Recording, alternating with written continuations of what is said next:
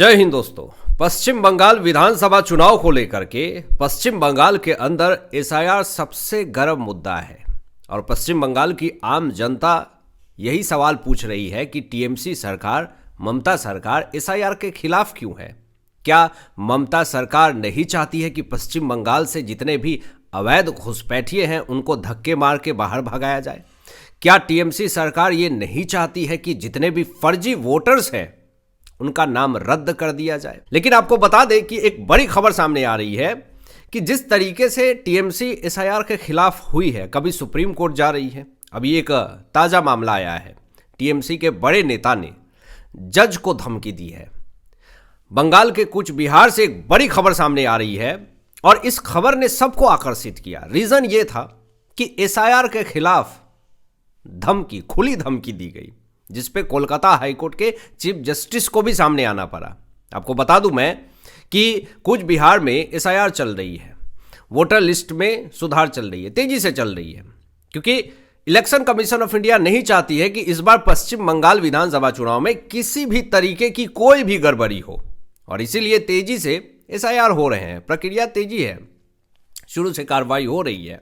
आपको बता दें कि इस मामले में एसआईआर से जुड़े ही जो कि पूरी कानूनी प्रक्रिया को देख रही हैं, इस मामले में 2 जज को, जिसमें कि एक महिला है, उनको धमकी दिया गया है। आपको बता दें कि उस पत्र में टीएमसी के जिला अध्यक्ष अभिजीत दे के आधिकारिक लेटर हेड पर भेजे गए हैं, जिससे आप ये साफ तौर पे अनुमान लगा सकते हैं कि टीएमसी के ही जिला अध्यक्ष अभिजीत दे के नाम से ही धमकी दी गई है। धमकी क्या दी गई है मैं आपको बता रहा हूं और कार्रवाई क्या हुई है बताऊंगा। और अमित शाह जी ने चुनावी रैली से पश्चिम बंगाल से किस तरीके से भ्रष्टाचारियों को भ्रष्टाचार मामले में बड़ी कार्रवाई के निर्देश दे दिए हैं, उस विषय में भी बात करेंगे कि क्या बड़ा बयान दिया है। लेकिन यहां पे टीएमसी नेता ने नाराजगी जताई कि बड़ी संख्या में नाम कटे जा रहे हैं, जो एसआईआर हो रहे हैं उसमें वोटर लिस्ट में जो सुधार के नाम पे हमारे सारे वोटर्स के नाम काटे जा रहे हैं, जिसको लेकर के टीएमसी के नेता ने नाराजगी जताई और धमकी दी। उस धमकी में लिखा हुआ था, हम देख लेंगे। इस भाषा का इस्तेमाल किया गया था, हम देख लेंगे। ये इस तरह का भाषा है जिसमें आप साफ तौर पे समझ सकते हैं कि तुम इस तरीके से मत करो, नहीं तो हम देख लेंगे, तुम्हारे साथ कुछ भी हो सकता है। जिसमें कि एक महिला है जज। अब आप इसी से अनुमान लगा लीजिए, जज अपनी सुरक्षा के लिए खतरा मान रही थी। इस तरह की अगर कोई आधिकारिक लेटर हेड पर अगर भेजे गए हो टीएमसी के जिला अध्यक्ष के लेटर हेड से, तो ऑब्वियस सी बात है कि ये कहीं ना कहीं धमकी भरा ही खत हो सकता है। अपनी सुरक्षा के लिए दोनों जज ने कोलकाता हाईकोर्ट के चीफ जस्टिस को जानकारी दी और गुहार लगाई कि हमारी सुरक्षा कीजिए, हमें दिन दहाड़े खुली धमकी मिल रही है कि हम देख लेंगे।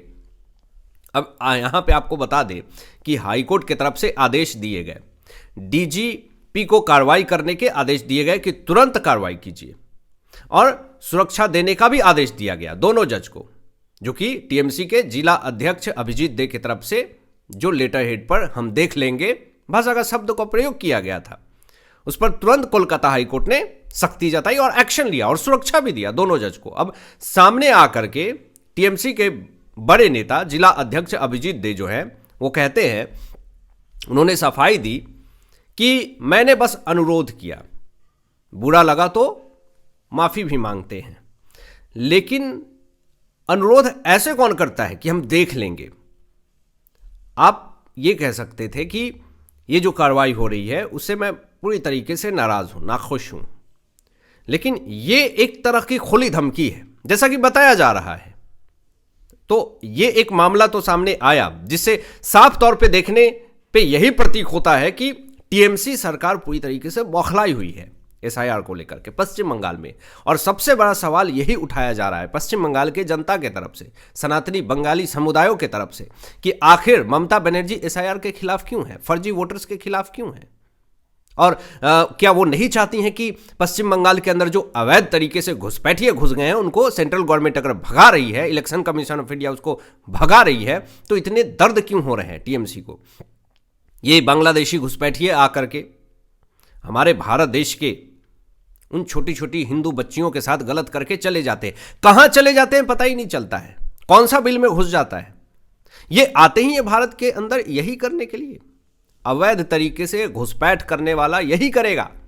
आपको बता दें दोस्तों कि बंगाल के अंदर मांस भात, मछली खाना ये एक पर्व है, इस तरह का मतलब एक आप कहें कि एक शुभ माना जाता है मछली को खाना।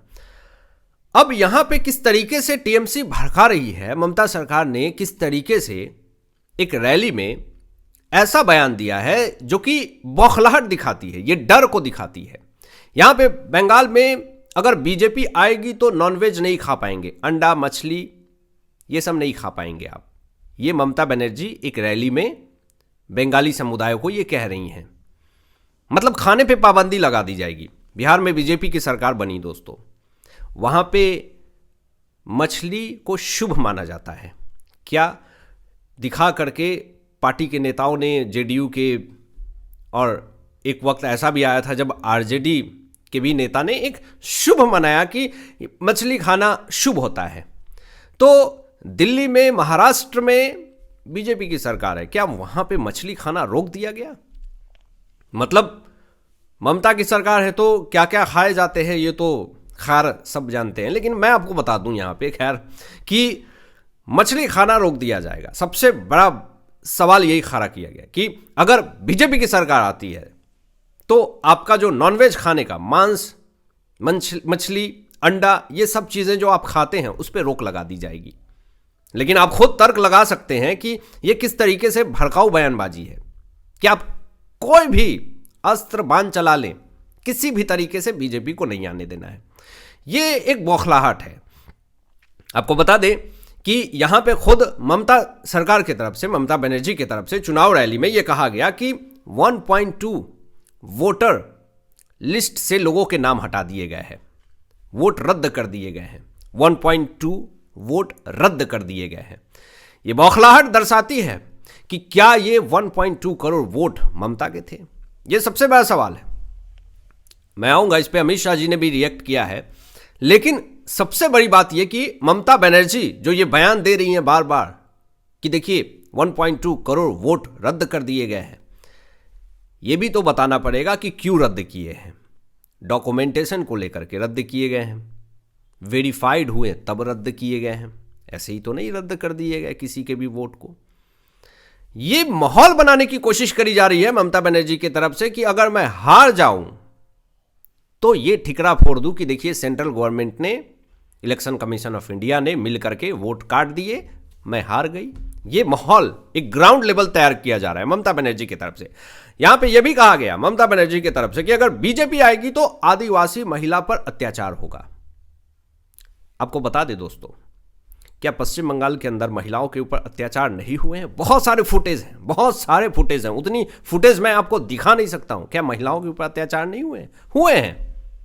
लेकिन ये एक परसेप्शन बनाने की कोशिश करी जा रही है कि देख लीजिए पश्चिम बंगाल के अंदर अगर बीजेपी आएगी तो ये हो जाएगा, वो हो जाएगा, नॉनवेज नहीं खाने देगी, महिलाओं पे अत्याचार होगा, आदिवासियों पे अत्याचार होगा, बंगालियों पे अत्याचार होगा, दूसरे देश में जो बंगाली होते हैं उनके ऊपर अत्याचार किया जाता है।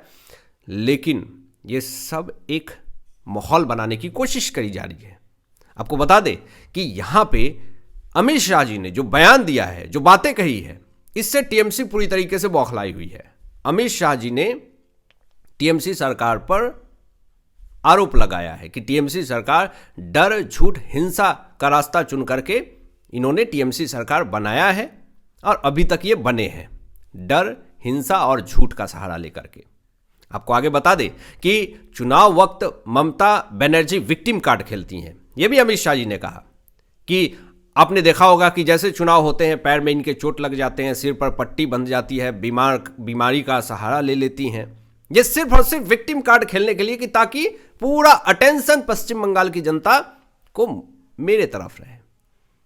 और फिर से ममता बनर्जी जो हैं वो वही कर रही हैं। और ये बात अमित शाह जी ने पकड़ लिया कि हर बार ममता दीदी जो हैं वो बेचारा बेसहारा बन जाती हैं ताकि पश्चिम बंगाल की जनता पूरी तरीके से इनको सम्मान के साथ वोट दे और सरकार बना ले। यहां पे दोस्तों अमित शाह जी ने यह भी कहा कि 15 साल में सिर्फ और सिर्फ ममता सरकार भय, भ्रष्टाचार और भेदभाव की राजनीति करी है। इसके अलावा कुछ नहीं किया ममता बनर्जी ने। सिर्फ लोगों को डराया, धमकाया, भ्रष्टाचार किए। और इस मामले में अमित शाह जी ने यह भी किया कि अक्सर इलेक्शन कमीशन ऑफ इंडिया को बुरा भला कहती हैं, उनके अधिकारियों को काम नहीं करने देती हैं, इन्फोर्समेंट डायरेक्टरेट को बुरा भला कहती हैं, इन्फोर्समेंट डायरेक्टरेट के अधिकारियों के गाड़ी के ऊपर हमले किए जाते हैं। ये तानाशाही है। और ये भी कहा अमित शाह जी ने कि जल्द नंबर आएगा जिन्होंने भी भ्रष्टाचार किया है। इशारा आप समझ सकते हैं किसके तरफ इशारा किया अमित शाह जी ने। अब आपको बता दे कि एक परसेप्शन यह भी बनाया जा रहा है कि पश्चिम बंगाल के अंदर ओवैसी और हुमायूं कबीर का गठबंधन हुआ है। AIMIM पार्टी और JUP पार्टी, ये दोनों जो एक हुई है, ये सिर्फ और सिर्फ बीजेपी को जिताने के लिए दोनों एक हुए हैं। ये ममता के माइनॉरिटी के वोट काटने के लिए एक हुए हैं। तो यहां पे ओवैसी को वोट कटवा भी कहा जाता है। तो और ये भी आरोप लगाया गया बीजेपी के लिए काम कर रही है ओवैसी, बीजेपी को जिताने के लिए, बीजेपी को फायदा पहुंचाने के लिए पश्चिम बंगाल में हुमायूं कबीर से गठबंधन करे हैं ओवैसी ने। इनको दबा करके फंडिंग मिला है। ओवैसी ने अपने बचाव में यही कहा कि बीजेपी पश्चिम बंगाल के अंदर आप लोगों के सामने आगे बढ़ रही है। 3 विधायक से आज 77 विधायक हो गए। ये किसने किया? ये बीजेपी ने खुद किया, अपने काम से किया। और आज अगर पश्चिम बंगाल में अगर ममता दीदी का अगर विधायक कम हो रहा है, आज पश्चिम बंगाल की जनता इनको सपोर्ट नहीं कर रही है, तो इनको अपने आप से पूछना चाहिए कि आखिर मैंने कहां गलती करी जिस कारण से आज मेरे सारे विधायक हमसे ही टूट रहे हैं। यह सबसे बड़ा सवाल है। आपकी क्या राय? इन तमाम विषयों पे अपनी विचार व्यक्त कीजिएगा और मिलते हैं लेटेस्ट ब्रेकिंग एनालिसिस के बाद। तब तक अपना ध्यान रखें, ख्याल रखें। सत्यमेव जयते। जय हिंद।